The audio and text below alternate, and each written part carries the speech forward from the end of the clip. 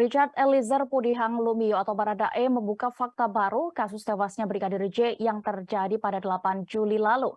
Baradae telah mengungkap sosok yang melakukan perintah untuk membunuh Brigadir J kepada kuasa hukumnya. Fakta ini diungkap kuasa hukum Baradae yang baru, yakni Deolipa Yurama. Kliennya mengaku bahwa sosok yang memerintahkan itu merupakan atasan Baradae langsung saat bertugas. Deolipa juga mengatakan ada beberapa orang yang diduga ikut terlibat dalam kasus tewasnya Brigadir J. Hanya saja dirinya tidak menyebutkan siapa saja yang terlibat untuk saat ini.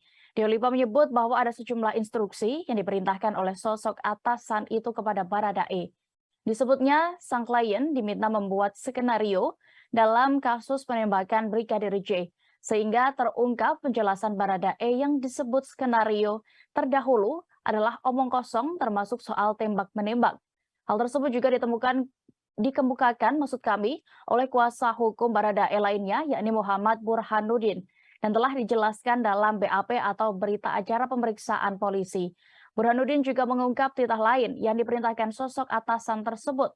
Setelah menembak mati Brigadir J, Baradae disebut diperintah untuk menembak sekitar ruangan menggunakan senjata api korban. Baradae kemudian menuruti perintah tersebut dengan menembak dinding menggunakan senjata Glock. Terima kasih sudah nonton.